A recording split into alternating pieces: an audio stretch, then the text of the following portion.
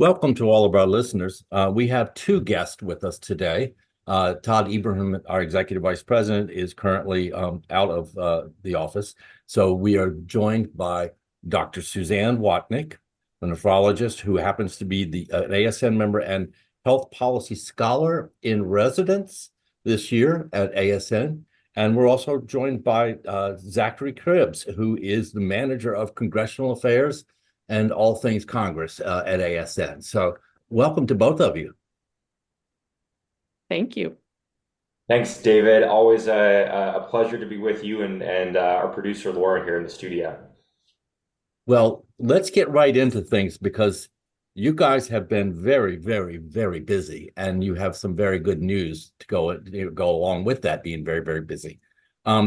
We've had a conversation in the policy space for some time now, over some years, about whether oral-only medications would be provided by the dialysis facility. And there have been a lot of back and forth about whether that should happen or not. And right now it is slated to start in January of 2025. So why don't we start with you, Suzanne, Dr. Watnick, and you just tell us a little bit about really how important this issue is, and we can go from there. Sounds good. Thanks so much, David, for teeing up this really important conversation. So, as you mentioned, phosphorus binders were slated to be bundled in as oral-only medications starting in January of 2025. And as you can imagine, not only would that be a substantial change in practice, a lot of us, both in the policy sphere and for those of us that take care of patients, had grave concerns on this issue. And why would that be? Well, as we know, phosphorus binders are medications that patients take at home, not in a dialysis facility, in very large quantities. And when you're talking about dispensing of large quantities of medication for home, that actually is the mission of a pharmacy. Not only is that not the mission of a dialysis facility, but dialysis facilities don't necessarily have all of the capabilities to dispense medications in large quantities, especially when there are potential staffing shortages, for example.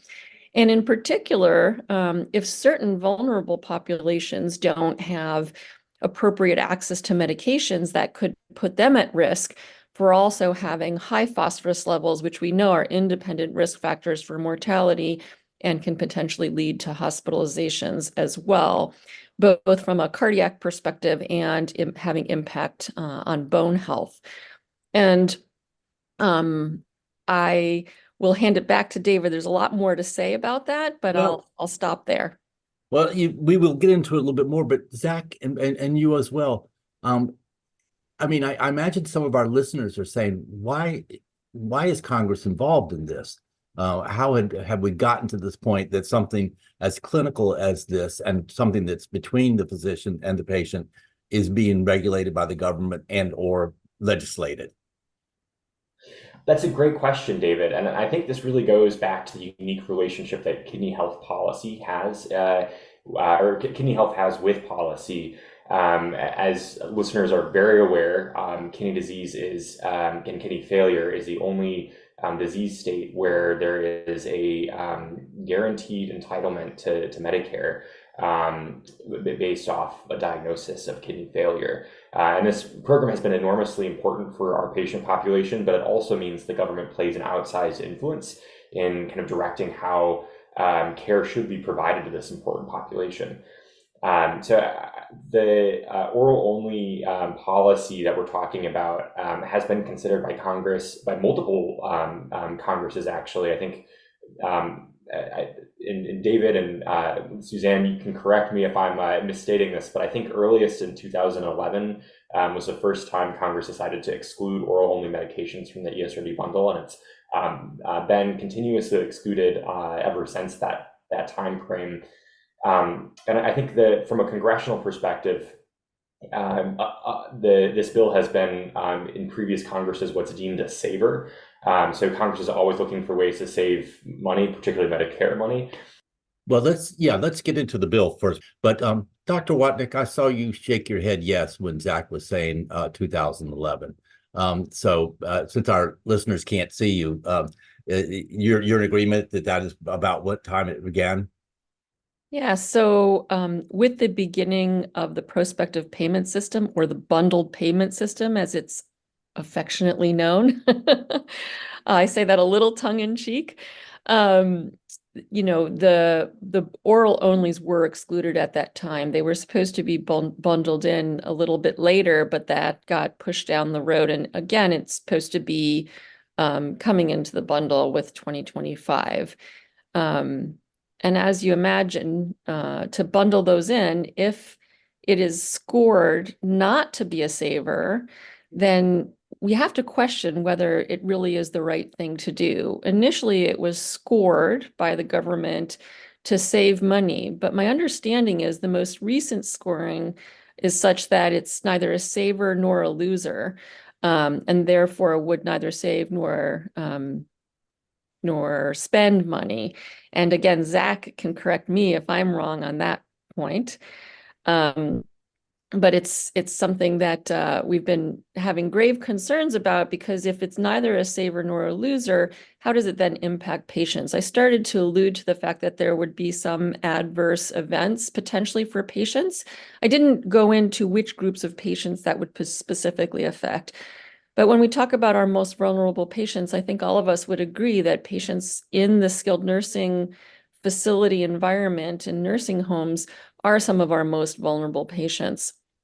And at least at this point in time, there really isn't a mechanism to be able to get medications from the dialysis facilities to patients in skilled nursing facilities. On average, that's somewhere on the order of 10% of the population we care for. In some dialysis organizations, it's upward of 13, 14% of their population are in nursing facilities, who usually have contracts with external pharmacies. And so if there's no mechanism in place, that puts a tremendous risk for patients who are some of the highest patients that are highest at risk for hospitalizations and mortality. Okay, so let's go to why we're discussing this now. So there is a bill that's called the Kidney Patient Act that has received some attention and some action. So I would love for you guys, and it is a bipartisan bill. I would love for you guys to go into what the bill was about. It did have some potential options for delaying this. Also, I would like for Zach, you can do it, either one of you can do it, but let's go over what scoring means and who does the scoring. So that our listeners know which branch of the government we're talking about doing this. Thanks, David. And I think this is a little wonky, so I ask our listeners to bear with me, but there's this entity called the Congressional Budget Office, or the CBO. It's a nonpartisan agency that works on behalf of Congress, and they score or financially assess the impact of pieces of legislation. And this is both kind of existing policy as well as proposed policy. And for anyone who spent time on Capitol Hill before, you probably had this question come up: what does CBO think about this bill? What's the score? This is a question that members of Congress take very seriously about kind of what the possible impact of this legislation would be on a fiscal sense. Now, I think I really appreciate Suzanne's response a second ago about talking about the vulnerable populations that this policy impacts. And I think this is a really interesting example of where policy intersects both with patient care and with kind of the interests of Congress, right? So while members of Congress might care a lot about how much a policy scores, ultimately, I think what matters most is what is best for patients. And so our job as the American Society of Nephrology Policy Department, and of course as advocates, is to help connect those dots for members of Congress, which is a lot of the work we've been doing on this bill in the past few days. So our health policy scholar in residence, Dr. Watnick, did help them understand exactly what that was about, what it meant. And tell us a little bit about either one of you, but Dr. Watnick, let's start with you. Tell us a little bit about what was in the bill and what has happened, where we are in this process now. Sure. Well, let me tell you a couple of the solutions that were on the table, and then I can talk about what was on the bill. there's both extremes here. You could completely delay putting phosphorus binders in the bundle if you want to keep them in the realm of pharmacies. And so there was the proposal of a 10-year delay. That's actually what was in the potential bill. On the complete other hand, you could just include the phos binders as it was, not give any margin for the medication, meaning ASP, average wholesale price, plus no margin. And those are two extremes. In between those extremes would be something like a 1-year delay, which is really just pushing the ball down the hill just a little bit, but probably not giving enough time to make any real solutions to concerns at hand. And what I will say is one of the proposals that was put on the table, and this was really in frontline people, including me, speaking with a member of Congress to be able to create a proposal that would be acceptable to multiple parties. And the concept of delaying for 2 years would actually give enough time to create implementation issues that would allow for solutions, and also require a report by the government, by CMS, to look into some of these issues, for example, with nursing facilities patients or patients not being able to access the same kind of medication quantities in the facilities. So what was proposed instead of the 10-year delay was a 2-year delay with a report by the government. I'll hand it over to Zach now.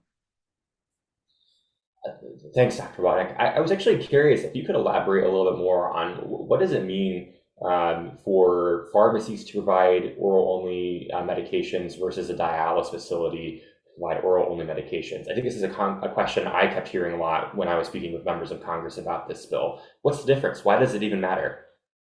I think that's a great question. So again, pharmacies, there are many patients who can get a blister pack of their medications. And on average, people take somewhere between 2 to 3 phosphorus binders per meal, which of course equates into, 6 to 9 tablets per day. If you get that in a blister pack, which is easy to take, it improves adherence. We have good data around that issue in particular. Pharmacies can provide that. You can get 4 big boxes at a time. When you're in a dialysis facility, who's going to provide that? Who's going to provide the pharmacy counseling? The nurses already have so much on their plate, and it really would have to be nursing staff to bring medications to patients so that they could take them to home. Most dialysis facilities do not have their own private pharmacist at the standby. In fact, I would argue that the large majority probably do not. And patients really need to probably have a little bit more counseling than might be provided in dialysis facility. I hope that gets at the question you're asking. It does, I think, in some way. It also explains the importance of the nephrologist or the physician in general to be interacting with Congress and CMS around the policy issues that are being discussed, because you're talking about something that really does break down in the implementation phase. Yeah, I think you bring up a really good point. Theoretically, this could be a great plan. Patients come to dialysis, they get their medication right there, one-stop shopping. However, in real world, that's not what happens. If you don't have time to do all of the things that you need to do, and then you have added duties on top of that, and then you have staffing shortages, that isn't necessarily going to be that, you're not going to have time to do that. And as a nephrologist, as you said, phosphorus binders, of course, require a lot of modification at various points in time, depending on monthly values. And so there's really this customization and the relationship between the patient and the nephrologist, explaining how, what, where, and why is something that is sacrosanct. And for the mechanism to be able to change prescriptions, use what you want to use. And we know that there are some newer binders that are out there. They're not used all the time, but they're used in specific situations that are important for specific groups of patients. And again, the current mechanism allows that. And in the future, if there's algorithmic use in a dialysis facility, that may make it more difficult for the nephrologist to be able to prescribe exactly what is appropriate for that patient. Well, let's go into what exactly has happened in the House of Representatives and where we stand with this bill, this policy. I'm leaving this up to the two of you to address however you'd like. Thanks, David. I can take a stab at this. So, as we highlighted at the top of this podcast, there is a piece of legislation called the Kidney Patient Act. When a piece of legislation is introduced, it is referred to committees of jurisdiction. These are sort of like the internal experts in Congress who kind of approve of the legislation before it goes to the full Congress. This piece of legislation actually had two committees of referrals. So one was the Ways and Means Committee in the House and the Energy and Commerce Committee in the House. We'll leave the Senate side up for another day here. So yesterday, and I guess at the time of recording, that would be on Wednesday, March 6th, the Ways and Means the House Committee on Ways and Means considered this bill in what we call markup, which is kind of like the congressional equivalent of a lab in a classroom setting. And so they sit around kind of big tables and they talk about bills that are coming up on their plate and kind of any edits or amendments that need to be made. And so yesterday, there was an amendment that was made to this, the Kidney Patient Act, that would exchange kind of the 10-year exclusion policy for a 2-year policy plus a study. And that was passed or referred out of committee on a 41-1 vote, so on a nearly unanimous basis. So this went from something where I think from an inside baseball perspective, there was a little bit of divisiveness about kind of what policy should be used to something that was nearly unanimous, really in the span of a couple of days, which is very, very exciting. So with this exciting news of this compromise amendment being passed out of committee on a unanimous basis, there's still one more committee that needs to take a look at this bill, the House Energy and Commerce Committee, before Congress as a whole can consider it. And so I think to move from ASN and a number of other community stakeholders who are supporting this is to urge Energy and Commerce to consider this compromise solution that was passed out of Ways and Means. And so we're hoping that Energy and Commerce will take this up in the coming days here. And I think there is some interest in having Congress consider this full bill at the earliest possible opportunity, hopefully for inclusion in one of those big spending packages. That the next one, for those of you who've been listening to this podcast here, is coming up on March 22nd. So if Congress can act quickly on this, we could actually see a permanent fix, or at least for this Congress, very soon. Dr. Watnick, you did a lot of work to kind of turn around the margins of how this vote turned out. You want to give us a little, as much of a peek inside as you can? Sure. So you're asking how the sausage gets made. Yes. So this was really fascinating to me. And we had heard that there was some concern on behalf of certain members, and that the vote could have gone either way. However, we're really fortunate to have some strong supporters. For example, the Congressional Kidney Caucus and Representative Suzanne in particular was a wonderful convener. And my understanding is that we were able to really explain to the various members the importance of this for patients, that patient adherence would be affected, and that some of our most vulnerable patients may not get medication, and ultimately leading to truly worse outcomes, such as higher mortality or risk for hospitalization if phosphorus levels rose. And I think that was an understanding that the members may not have had. With that explanation, we heard that it really changed the tide of the vote, and the margin was really essentially unanimous. And it was a 41-1 vote coming out of committee. So I think that that is really policy in action when you have the nephrology community advocating and explaining on behalf of patients why something is important. Sometimes the government process works, and I think that that's wonderful.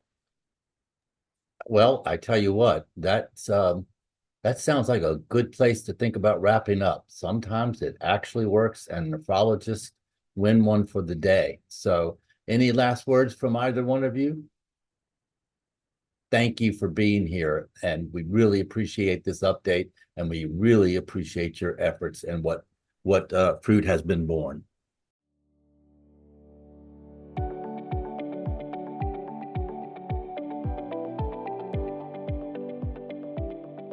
This podcast is copyrighted by the American Society of Nephrology. All rights reserved. All content in this podcast is for informational purposes only and is not intended to be medical advice.